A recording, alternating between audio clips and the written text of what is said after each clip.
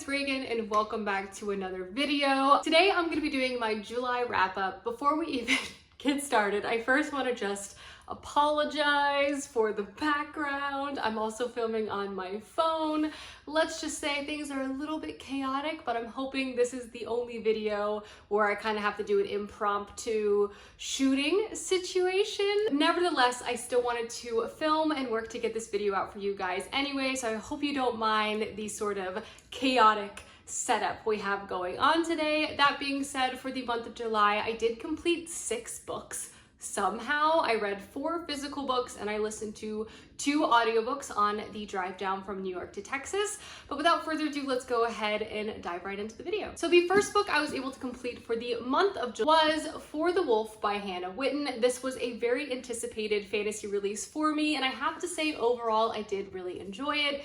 This really combines a lot of my favorite fantastical elements. This is a fairy tale retelling focusing on the tales of Red Riding Hood and Beauty and the Beast. It has politics, it has family relationships, but really at the heart of it, it is very romance central, which was definitely something I was looking for when I picked this book up. But as I said, this is a very lyrical, fairy tale focused fantasy story following our main character, Red. And in this fantasy world, there is this dark and mysterious forest full of dark magic, and also acts as a border and kind of prevents a bunch of monsters from spilling out of its woods as well. For the past few generations, this particular forest has required a sacrifice, and so the royal family of a nearby kingdom has sent their second daughter to the forest for generations. Our main character, Red, has been raised knowing this fact, and she is preparing for this moment her entire life. And when the day finally comes, it almost feels like a bit of relief, as she has been hiding a dark secret herself, which is her own magic. But once she enters the woods, she quickly realizes that it doesn't quite match up with all of the tales she was raised with. In fact, the evil wolf character and caretaker of the wood is not so evil, and in fact is more like a very tired man just trying to prevent the end of the world.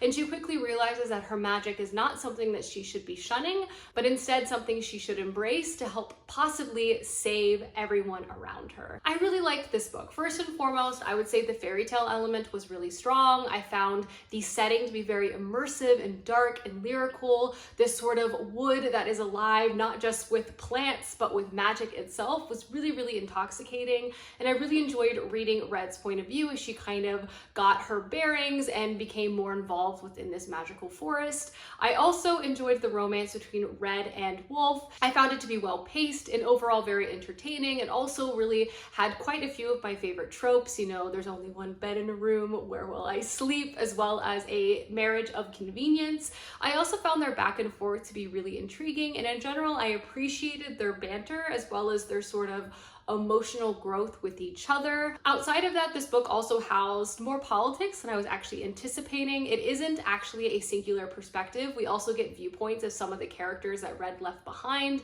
including her sister, who is desperate to try to save Red from a fate that she fears is destroying her. And their sisterly bond is very central to this story, and one that I personally really enjoyed. You really rooted for both sisters, even though they weren't able to really communicate or fully know what the other ones were up to, but you really did feel their desperation and their love for each other. Not to mention the politics that existed outside of the forest was really interesting. In this world that Red grew up in, her particular kingdom is really isolated. They don't have a lot of exports. In fact, their main export is actually religion itself. So in a lot of ways, they have a prophecy that they're trying to fulfill and kind of destroy the dark forest. It's also in their best interest to kind of keep it going. That is how they receive all of their money from neighboring kingdoms. All in all, I found this book to be very entertaining. Again, I loved the romance, I enjoyed Red as a main character, and the magic and sort of the dark forest setting was very, very immersive. I would say at times the plot was a little predictable, and quite a few things kind of happened off stage that I wish was kind of developed on the page instead. And I wouldn't say the overall plot arc blew my mind, but I will say it was filled with richer politics than I was actually anticipated when I initially picked this book up. And all in all, I found it to be entertaining, and I gave it a 3.5, 3.75 out of 5 stars. The next book I completed for the month of July was The Golden Fool by Robin Hobb. This is book 2 to the Tawny Man series, and I loved this book. This book also destroyed me. And somehow Robin Hobb is able to just like make me hang on every sentence, every page, when really not much happens within this second book within this series. The first book in the Tawny Man series is very much a classic quest setup. We find ourselves with Fitz and the Fool again after many years have passed after the Farseer trilogy. A lot of the politics that were kind of present within the original trilogy have been left to fester, and in fact an element which centers around wit magic users within this kingdom, as there's so much distrust and hatred against these animal magic users. And now a new secondary sort of magical force called the Piebalds are beginning to try to gain power within the kingdom. And Fitz, being a user of both magics, both the wit and the skill, kind of finds himself thrown back into the Farseer world. I loved this second book. I mean, it houses all of the emotional depth that you would anticipate with a Robin Hobb story. Fitz as a main character is really easy to root for and love, but he also kind of makes you want to bang your head against the wall. Fitz is someone who's incredibly insightful. He's also been raised to be incredibly observant to everyone around him, as he was trained to be a spy. But at the same time, Fitz has no understanding of how other people feel about him, and it just takes him so long to be able to recognize like love and care from other people, and also I guess how to react to that, and also how to react to people around him who care for him. So a lot of this book is Fitz's journey to kind of recognizing the different types of love that he has in his life, and him kind of dealing with different interpersonal relationships and conflict. Obviously, the overall politics do begin to escalate with the piebald situation happening within the Farseer world. Not to mention, I do feel like the politics are continuing to get more and more interesting, as obviously with the original Farseer trilogy, the overall world was pretty insular to just the 6 duchies. But now that we've had the Ship of Magic series and all of these different kind of characters, the world that Fitz is interacting and moving about in is getting larger by the day. And in some ways, this is giving Fitz a lot of anxiety, but makes me, the reader, very excited to encounter some of my favorite characters from other series. But yes, all in all, I loved this book. I wouldn't say a lot happened. In fact, I feel like a lot of what occurred within this particular installment was kind of arranging the pieces for the third and final book within the trilogy, kind of setting everything up for a grand finale. But even still, it didn't bother me that much. It's like I was aware of what was happening and that like no huge explosive plot moment was going to happen, but I'm just so invested within Fitz and the Fool, their story, their personal journeys. I can't quit it. I can't say no. I just love it so much. I cried reading this book. I mean, it's just impeccable. Fool, I have said it before and I will say it again, Fool is one of the most incredible characters I have ever encountered in a fantasy story. I have never felt for a character more than I have for the Fool, and their moments are just so incredibly dynamic, as well as just their presence through all 3 trilogies have been a gift, and I love them so much. I ended up giving this book about a 4.5, 5 out of 5 stars. It's hard for me to rank any Robin Hobb book not high. The next book I was able to complete for the month of July was Folklorn by Angela Mi Young Her. This is a contemporary fantasy story that definitely weaves in moments of magical realism. This is definitely, I would say, more of a literary fiction forward tale with elements of magic and mythology and folktale that are also very central to the story and our main character and plot. This book is an incredibly heavy novel, and while at times it was definitely difficult to read, I also found that the writing and just the overall journey we followed our main character on to be one that will stay with me for a long while. But this follows our main character, Elsa Park, who is a particle physicist, and the story opens with following her in Antarctica, where she has been kind of training as a scholar doing scientific things. Elsa is incredibly intelligent. With that, I want to say I am far from being a scientist, and there were definitely moments where I had no idea what Elsa was talking about, but the passion in which she was talking about it was really kind of a special component to the story, and I feel like its mixture of science and mythology was such an interesting aspect to this tale overall that I just loved. While Elsa is working in Antarctica, she is confronted with a ghost from her past. And that is an imaginary friend that she hasn't seen since her mother was hospitalized about 10 years prior. Growing up in LA with her family, she definitely had a tumultuous household. And a large part of her childhood was also her mother kind of teaching her all of these different Korean myths and folklore, and also being told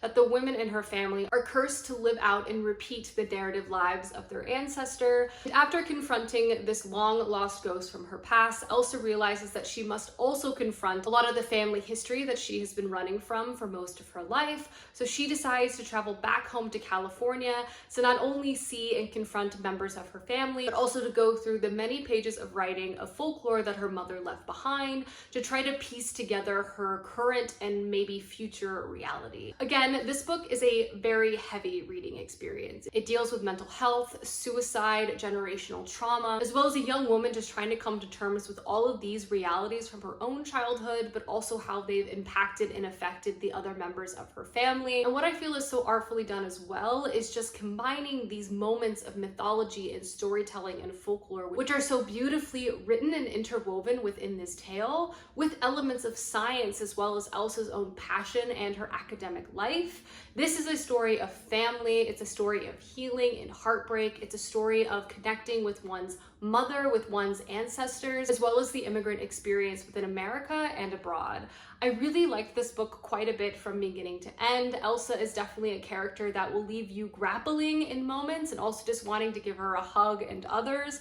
But all in all, I would say I would give this book a 4 out of 5 stars. And the last physical book I completed for the month of July was The Soul of the Sword by Julie Kagawa. I picked this book up kind of wanting a bit of a lighter read. I've been reading some more intense emotional stories throughout the month of July, so I wanted one a bit more fun, a bit more full of adventure, and is definitely delivered in that regard. This is the second book of the Shadow and the Fox series, which is a dual perspective YA fantasy tale kind of set in historical Japan. One of our main characters is Yumeko, who is half human, half kitsune. She's been raised her whole life in a remote monastery by monks, and she's been trained to use her powers, but to also hide her fox powers as well. This temple has dedicated its entire existence to protecting something called the Dragon Scroll, which can be used every 1,000 years to summon a dragon, which will grant one very powerful wish. At the beginning of the first book, this temple is attacked by demons, and Yumeko goes on a journey to try to save the scroll. There she meets our other main character, Tatsumi, who she tricks to basically becoming her bodyguard when he himself is actually on a quest to try to capture this scroll for his powerful bosses, as he himself is a demon slayer and shinobi. The first book is them kind of starting out on this quest and getting involved in all sorts of different types of antics, as well as growing their crew and meeting fantastic characters along the way. Magic, adventure, friendship, it has it all. The second book definitely escalated a lot of the elements of the first one I really enjoyed, and I would say the emotional stakes with the second one were definitely higher than the first one. The series is definitely intense, but I feel like it balances that intensity with a lot of wholesomeness and a lot of fun and a lot of laughter and just a lot of heart. It reminds me in a lot of ways of some of my favorite animes. It has its sort of quest focus at its center. You have really likable main characters, and while there can be some extremely violent and extremely intense conflicts, you'll quickly run into a very humorous joke or situation that will quickly bring a smile back to your face. It just really balances those dark and light moments, not to mention the magic, and just the overall fantasy setting is really imaginative and transportive and just honestly a whole lot of fun. No, the plot did not blow my mind. I would say I kind of guessed some of the larger things happening, but it also didn't matter. I found the story to be incredibly comforting and entertaining and just really well done. And for that reason, I would give this book a 3.75 out of 5 stars, and I'm really looking forward to reading the third and final book within this trilogy. I just love Yumeko. I love Tatsumi. I love them together. I love their friendships with the other characters present in this book. It's full of demons and magic and combat and adventure. It's just lovely. So those are the 4 physical books I read for the month of July. Now I'm going to quickly mention the 2 audiobook memoirs Clay and I listened to on the drive down from New York to Texas. We actually loved both of these memoirs so much. In fact, one of them might be one of my favorite books of the year, but let's just go ahead and chat about them. The first one is Educated by Tara Westover. This book is very, very popular. In fact, I feel like I'm one of the last people in the world to actually read or listen to this. I would say for both of the books I'm about to talk about, I would really recommend the audiobooks. The narrators and just how the story is told via audiobook was just so immersive, and Clay and I could not stop listening to both of these. But Educated is, again, a memoir that basically recounts our main character, Tara's life, as she grew up in a very conservative and isolated family in Idaho. There, her family practiced a more extreme version of Mormonism, and they were also preparing for the end of the world. A large part of their childhood as well was that they weren't actually sent to public school, which ultimately led to Tara and all of her siblings to not have actually received any type of formal education. In this story, Tara basically recounts her entire life through various family anecdotes. We follow her from a young age as she grows up on this isolated farm, working in the scrapyard with her father and her brothers. You see her hopes and her dreams, and ultimately as she fights and tries to teach herself her own education, and eventually as she leaves and kind of confronts a world that she has been so ill prepared for, and learning things for the first time that absolutely shock her. This story is so incredible for so many different reasons. One, it's absolutely mind-blowing as a personal experience, and it's definitely a roller coaster of trauma.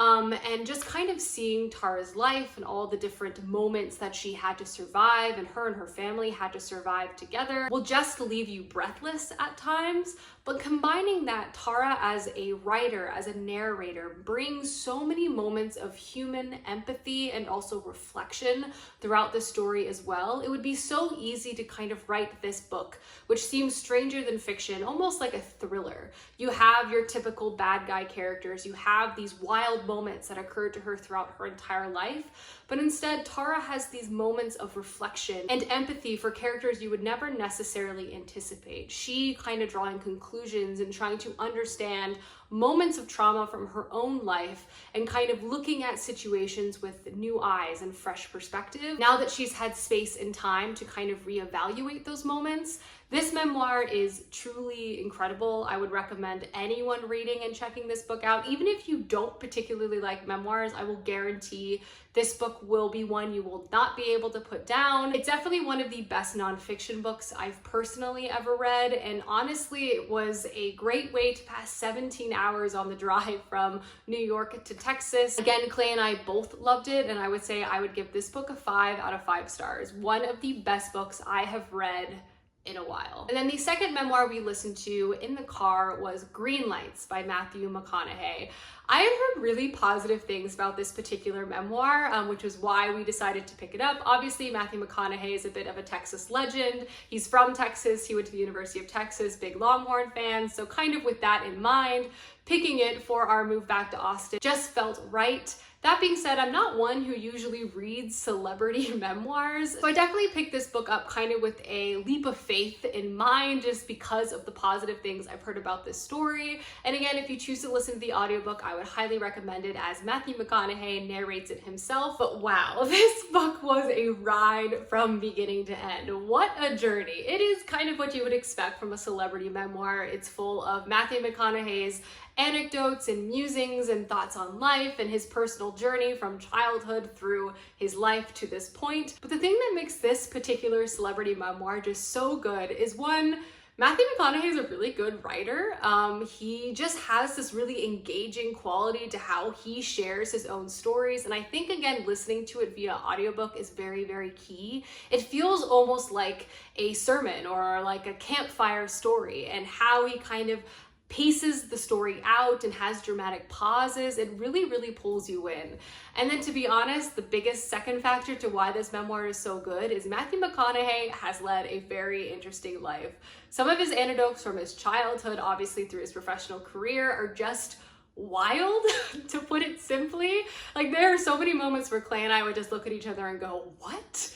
And you just can't help but to just smile when he's telling you these particular tales and stories. And I mean, Matthew McConaughey is a very eccentric man, and he has done some very eccentric things, and he's has some life lessons to kind of tell you about it based on his own personal experiences. It's a fascinating memoir. His point of view was just honestly really interesting to get a little more insight on, and kind of learning about his life was truly worth the read. I honestly was not expecting to like this book as much as I did picking it up, but Greenlights by Matthew McConaughey, a fascinating memoir from beginning to end. I mean, his stories about his father, his stories about Australia, as well as his early acting career, fascinating. I honestly would give this book like a 4 out of 5 stars. So entertaining. Alrighty guys, those are all of the books I read for the month of July. Thank you so much for bearing with me for this video quality. I promise to hopefully have the next video a little more professional, but nonetheless, I hope you enjoyed this video, and I will see you soon with another one soon. Goodbye.